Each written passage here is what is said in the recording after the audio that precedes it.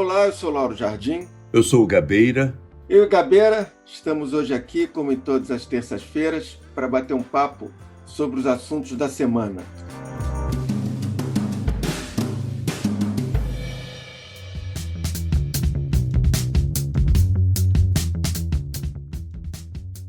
Hoje a gente vai conversar sobre dois temas. Primeiro, eu e Gabeira vamos falar sobre as manifestações de sábado contra o Bolsonaro, uma manifestação que, mesmo que não tenha sido estrondosa, cresceu em relação à ocorrida 20 dias antes. Então, a gente vai analisar o futuro desses atos. Depois, como nosso segundo assunto, vamos falar do bolsonarismo sob investigação na CPI.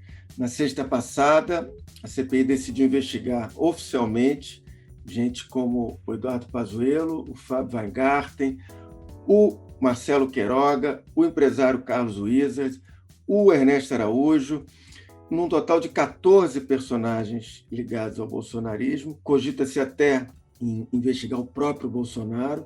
Isso tudo na véspera da Covid ter alcançado a marca dos 500 mil mortos no Brasil.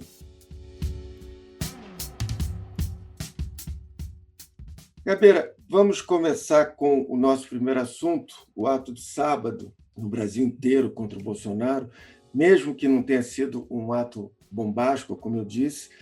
Eu avalio que começou já a atrair um espectro mais largo de gente, em comparação à manifestação de 29 de maio. Em 25 capitais e outras 116 cidades brasileiras pediram vacina para todos e o impeachment de Bolsonaro.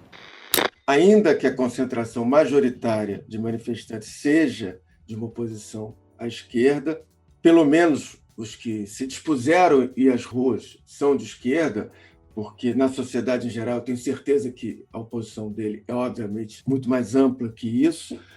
De qualquer forma, já dá para dizer que a oposição foi para as ruas e acho que das ruas não sai mais.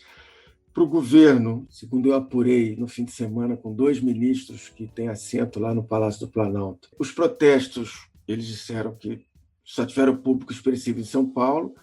Os dois enfatizaram que era só uma manifestação da esquerda, e um outro me disse assim: Lauro, foi bom para a gente saber o tamanho do inimigo. Eu acho que o grande desafio dessas manifestações de rua agora, Gabeira, é tentar uma união de forças da oposição, né? Como é que agrega outras oposições mais ao centro para essas passeatas?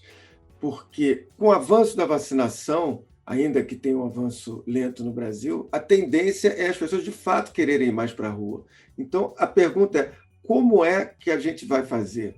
Como foi feito na Direta Já, por exemplo, que sempre é o grande exemplo que se dá e que se tem no país. Como é que se faz para juntar mais gente agora? Quer dizer, mais gente entre os organizadores, entre os manifestantes. Eu acho, de novo, esse é o grande desafio que quem está indo para as ruas tem agora. Exatamente. Eu acho que houve realmente um avanço, não é? Houve mais gente nas ruas e existe um limite que está aí historicamente ausente de outros momentos, que é a pandemia. Há ainda em muitas pessoas o medo da contaminação. Então, isso é um limite. Mas existe um potencial de crescimento, que você já mencionou, que é da expansão da esquerda para o centro, até para os setores da direita.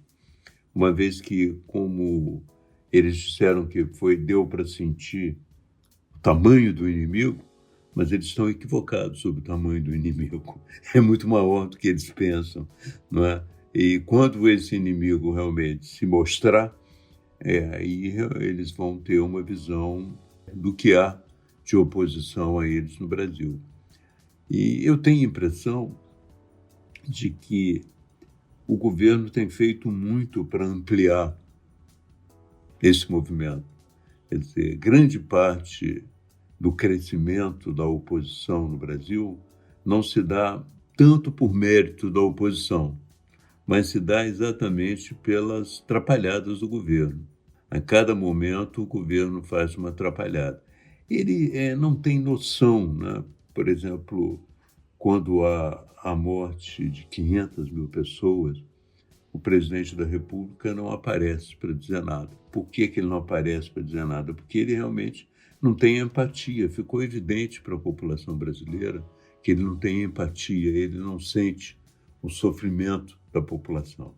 Em outros momentos históricos, isso já está registrado na internet, desastres no Brasil, o Fernando Henrique Cardoso veio à cena para dizer, olha, eu me solidarizo com as famílias e estou sentindo muito, como todos os brasileiros estão sentindo essa tragédia. O mesmo fez o Lula, num outro momento. Estou certo de que todas as famílias atingidas, cuja dor, esta sim, é inesquecível. Sei que nada iguala o sofrimento das famílias que perderam seus entes queridos no acidente. Mas em nome dos brasileiros e brasileiras, quero dizer que sentimos suas perdas. Quer dizer, o Bolsonaro quebrou uma tradição, que não é uma tradição brasileira, eu diria que é ocidental, e talvez mais do que ocidental, é uma tradição humana, de você se compadecer da morte do outro, é de você sentir a morte do outro. Um dos fatores também que contribuem para aumentar a impopularidade dele é esse relacionamento tão grotesco com a imprensa, né? Ele ofendeu uma jovem jornalista em Guaratinguetá, como ele fez ontem. Estou sem máscara em Guaratinguetá. Tá feliz agora? Você está feliz agora? Essa Globo é uma merda de imprensa. Vocês são uma porcaria de imprensa. Vocês são uns cala a boca. Vocês são um canalha.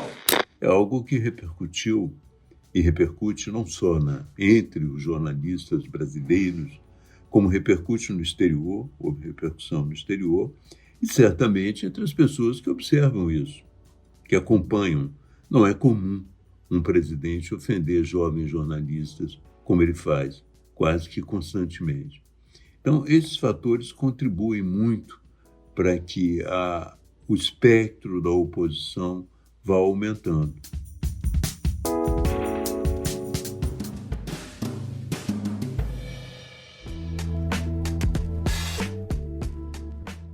É curioso que o Bolsonaro, ele só se refere ao assunto dos mortos por Covid, e aí você tinha aí o sábado, que alcançou os 500 mil, primeiro, instado por jornalistas. Ele, de motu próprio, ele nunca consegue mostrar nenhum tipo de empatia ou preocupação. E quando ele é instado a fazê-lo, em geral por jornalistas, ele demonstra profunda irritação. E aí ontem, na segunda-feira, surtou. Mas assim, é porque aquilo é um assunto que tira ele do sério. Quer dizer, ele falar sobre as mortes, que de algum modo ele é o responsável por elas, por ser o presidente da República, e agir desse modo que ele age desde o início da pandemia, em março de 2020, ele demonstra que falar sobre pandemia, falar sobre morte, tira ele do sério, não pelos motivos que deveria tirar qualquer um do sério, pela tristeza do que está acontecendo, mas porque aquilo irrita ele. Ele, na quinta-feira passada, na live dele, uma parte que eu vi da live, eu notei que teve uma hora que ele falou assim, todo mundo já está de saco cheio de falar de pandemia, mas aí ele falou alguma coisa sobre pandemia. Quer dizer, tira ele do sério, de novo, pelos motivos errados, e por isso talvez ele tenha surtado ontem. Exatamente. Eu tive a oportunidade ontem de participar de uma entrevista com o ministro da Comunicação, Fábio Farias. E o ministro da Comunicação lançou uma nota, um post, dizendo que as pessoas iriam mencionar os 500 mil mortos, mas não falavam dos que sobreviveram, que eles estavam torcendo pelo vírus. Aí eu disse para o ministro, olha, eu acho uma concepção equivocada. Se você está diante de um pai com 3 filhos que perdeu um filho, você não vai condená-lo por sofrer por causa dessa perda e dizer, não, você tem que ficar feliz porque você ainda tem 2 filhos, né? E vocês têm que parar de pensar que as pessoas morrem como um ato de resistência, que a morte é uma oposição ao governo. A morte não é uma oposição ao governo, é uma fatalidade que tem que ser vista com solidariedade. Mas eles não conseguem ver isso, entende? Hoje, lendo o New York Times, eles fazem uma análise de por que a extrema-direita está perdendo força na Europa, né?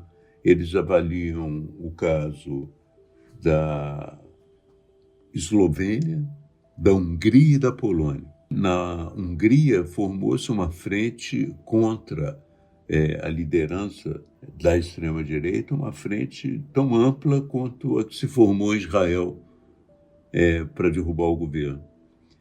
O parlamento de Israel aprovou um novo governo num dia histórico para o país. Benjamin Netanyahu deixou o cargo de primeiro-ministro depois de 12 anos no poder. Na Eslovênia, a queda da popularidade foi praticamente a metade da popularidade se perdeu.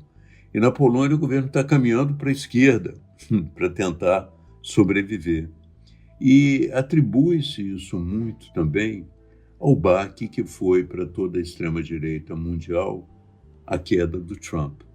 A queda do Trump, a saída do Trump teve essa contribuição. E atribui-se também muito ao comportamento na pandemia. Você vê que a queda do Trump estava muito ligado também ao comportamento dele na pandemia. E o que está acontecendo com o Bolsonaro é que ele não percebeu a dimensão desse tema. Ele não percebeu o quanto isso pode corroer o governo dele. Desde o princípio ele negou, desde o princípio ele tem uma ideia de que falar da pandemia é um ato de oposição, né? E deixou que a oposição tivesse essa bandeira, quando, na verdade, teoricamente, um governo não seria responsável pela pandemia. O governo da Nova Zelândia não foi responsável pela pandemia, ele cresceu na pandemia. A líder neozelandesa, ela tornou-se a maior líder do século, porque ela teve um comportamento correto na pandemia. Com 1.700.000 habitantes, Auckland passou uma semana fechada depois que apenas 15 casos da doença foram detectados no mês passado. Desde o início da pandemia, o país adotou uma política de tolerância zero com isolamento social, quarentena de viajantes e testagem em massa. E assim você vê até alguns líderes brasileiros locais crescendo localmente por causa do seu comportamento na pandemia, que é o caso do prefeito de Belo Horizonte, né? Ele conseguiu um avanço grande por causa do comportamento na pandemia. O próprio João Dória, dentro dos seus limites, ele, apesar de ter um trabalho de marketing meio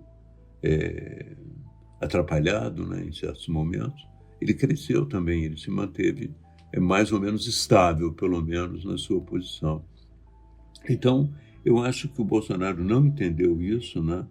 E não entendendo isso, ele precisa realmente agredir, fica zangado e cada vez mais desesperado. Agora, só para completar o nosso tópico, que é o tópico do crescimento, das manifestações, eu acho o seguinte, que a esquerda que está presente na rua, ela é muito hegemonizada pelo PT, né? É importante que eles compreendam a necessidade de ser manifestações de frente, de uma frente muito ampla, e eu acho que isso tem a ver com a compreensão que se estende até o processo eleitoral.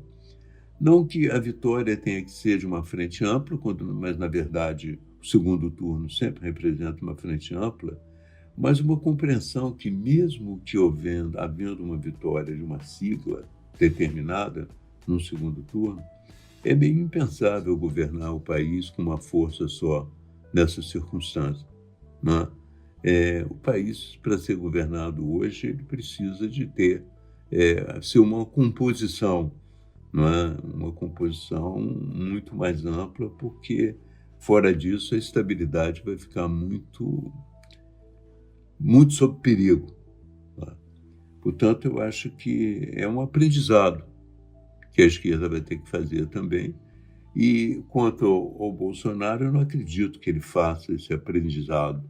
Eu acho que ele vai radicalizar, ele vai continuar desse caminho, e que é o caminho que, muito possivelmente, vai selar o isolamento dele. Um isolamento que não é um isolamento total. A extrema-direita brasileira, ela botou a cara de fora, teve uma vitória eleitoral. Eu acho que ela nunca vai ser reduzida a pó.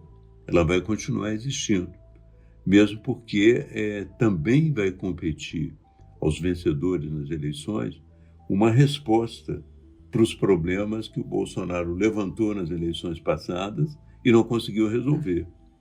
Muita gente insatisfeita com a sua situação, insatisfeita com a política, insatisfeita com essa insatisfação não foi atendida pelo Bolsonaro. E ela continua aí, ela continua latente por aí. Então, é muito importante também refletir que, uma vez derrotado o Bolsonaro, aquelas tendências que levaram ao bolsonarismo continuam de pé.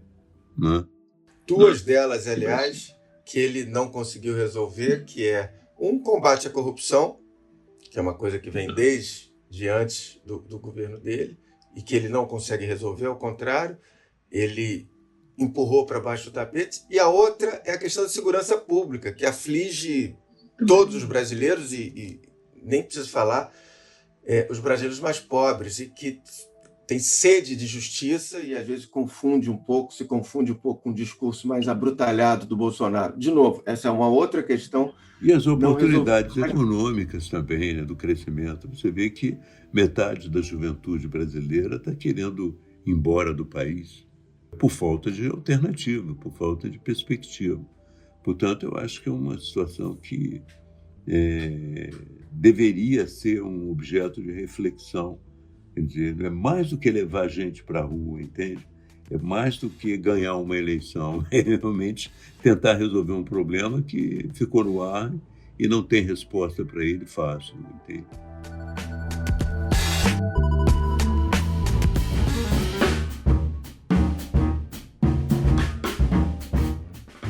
As ruas, no fim de semana, no sábado, elas voltaram a pedir impeachment do Bolsonaro. E é curioso, porque eu acho que o impeachment, visto de hoje, nunca esteve tão longe. E quando a gente vê o que as ruas pediram no sábado... Em Fortaleza, as pessoas se reuniram no bairro Benfica. Pediam vacina para todos, mais verba na educação e medidas de combate à fome. Em outro ponto da cidade, uma carreata marcou o sábado de protesto. E ler a entrevista que o Arthur Lira deu hoje, terça-feira, ao Globo, a gente vê que ele se aproveita muito disso, como um bom jogador do Centrão, para, de modo oportunista, cravar que não é o momento do impeachment e, com isso, ganhar pontos com o presidente da República.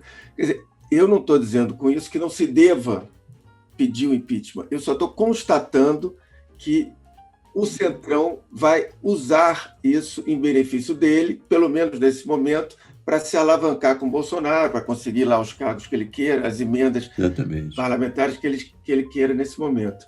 E o Arthur Lira sabe jogar muito isso. E eles estão jogando e estão ganhando, em muitos campos. É claro que quando o Centrão sentir que não dá mais, isso que o Lira falou agora, ele muda, claramente.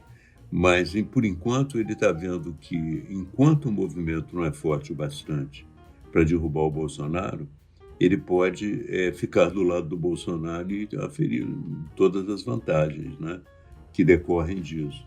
E uma das coisas que ficaram muito evidentes essa semana foi esse processo de privatização da Eletrobras, quando praticamente foi criado ali no projeto do governo, em torno do projeto do governo de privatização, uma série de vantagens e de possibilidades que o próprio Centrão colocou. A privatização acabou sendo alguma coisa que interessa a ele sob muitos aspectos, inclusive termoelétricas, uma série de coisas que interessam a eles, facilidades para vários setores que eles, de uma certa maneira, com os quais eles mantêm relação.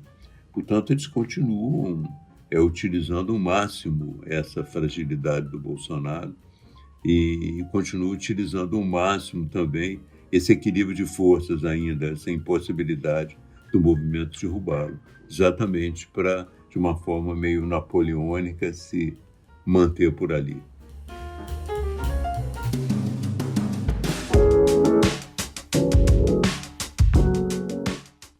Vamos para o nosso segundo tema de hoje, que é o bolsonarismo sob investigação.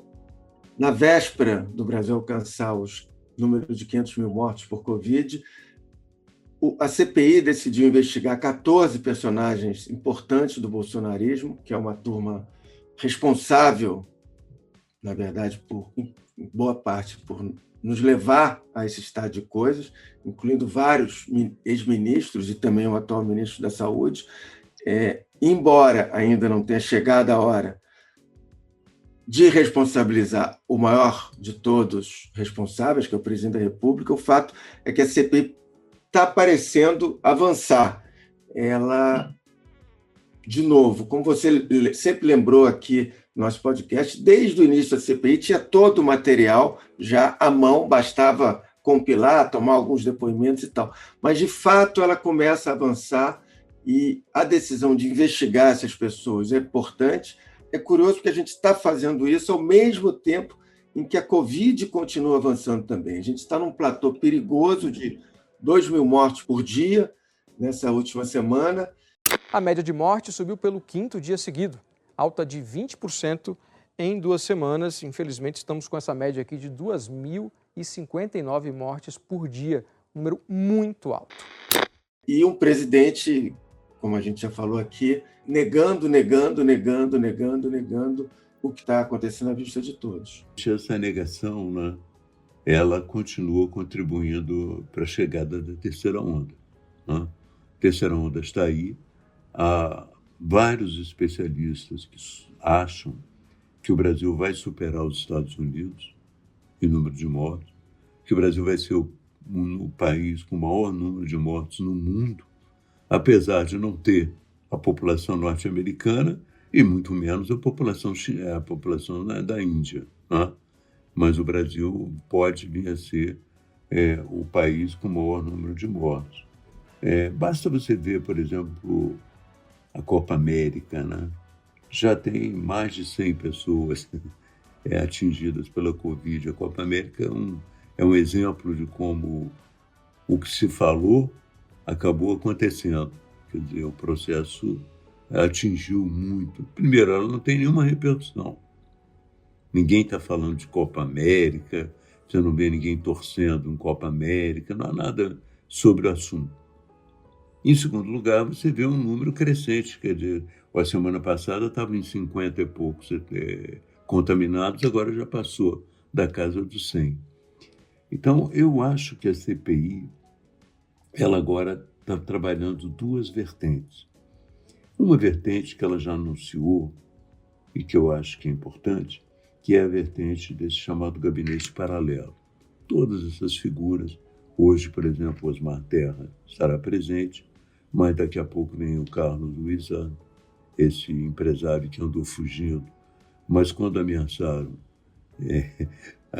quebrar o sigilo das empresas dele, ele apareceu imediatamente, né? E quando quebrarem desse Luciano Hang, também ele vai aparecer, porque o Luciano Hang hoje surgiu uma notícia de que há um relatório interno no próprio governo mostrando que os negócios dele são meio suspeitos. Não é? Uma notícia indicando que as empresas dele, segundo uma pesquisa feita na própria empresa, elas gastam mais do que rendem. De onde vem esse dinheiro, entende? Então, esse também é alguém que vai... Esse Wizard também vai ser investigado. O segunda vertente, só para não alongar muito, é a que levantou ontem o Randolfo Rodrigues, e que eles têm insistido nela. É a possibilidade de alguns laboratórios com essas figuras do governo, né, terem algum acordo financeiro. Não é claro isso ainda, mas há a possibilidade. Eu já tenho todas as convicções formadas em relação à existência de cumpliciamento de agentes privados com agentes públicos. É por isso que nós vamos avançar nessas investigações com as quebras de sigilo que estão chegando. É por isso que fizemos a quebra de sigilo de algumas farmacêuticas detalhadamente. Não só dos laboratórios terem influenciado esse chamado gabinete paralelo, esses médicos que indicavam remédios não comprovados, como também a própria atividade do governo na compra da vacina da Índia por um preço muitas vezes superior ao preço que era pensado. Lá na Índia falou-se em um pouco mais de $1. Era o preço de uma garrafa de água. O Brasil vai pagar $15 por dose. Então, essa coisa ficou... E a um funcionário prestou um depoimento dizendo que ele foi especialmente pressionado, que houve uma pressão muito grande para a compra dessa Covaxin. Então, essa é outra vertente também. Mas eu tenho dito na televisão, por mais que você apure as pequenas corrupções que podem ter existido, nada disso apaga o fato principal que nós temos diante de nós, que é um presidente da República que foi incapaz de conduzir uma política contra a pandemia. E essa política é o fator mais importante. É essa política que vai ser julgada. Portanto, eu acho que o principal, como eu volto a dizer aqui, já é sabido de nós. O principal já é sabido de nós, se manifestou no negacionismo, se manifestou na adesão a remédios. Ele falou mais sobre remédio com ministros da Índia do que com o primeiro-ministro da Índia do que sobre vacina. Ele mandou uma delegação a Israel para ver um remédio experimental. Ele não acredita em vacina. Então, isso ficou muito claro. Eu acho que, por mais que eles apurem essas pequenas atividades de corrupção, e no caso da Covaxin pode ser até que seja uma atividade maior, mas como o negócio não foi consumado ainda, ela não vai ter essa dimensão, eu acho que o principal vai ser a responsabilização do presidente da República. O Renan Calheiros chegou até a dizer que ele poderia, se fosse o caso, eles gostariam até de ouvir o presidente da República.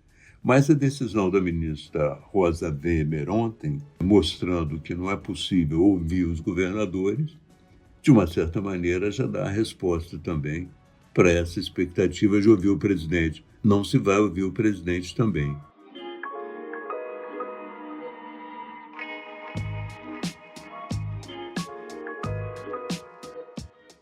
De fato, até hoje, nenhuma CPI conseguiu ou chegou a esse ponto de responsabilizar um presidente ou chamar um presidente para depor. E poderia ter feito, por exemplo, no mensalão com Lula e tal. Então, eu acho que isso vai ficar no âmbito muito mais político de desgaste do presidente do que efetivo, né? Exato. Mesmo porque, como a gente viu pela decisão da Rosa Weber, não há possibilidade jurídica. O próprio Supremo não permitirá. Portanto, vamos esperar o avanço da CPI, vamos esperar as conclusões.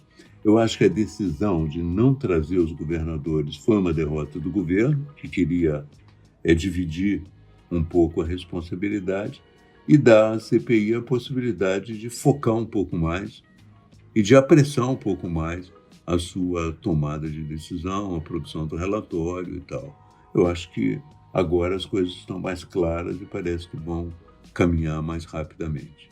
É isso.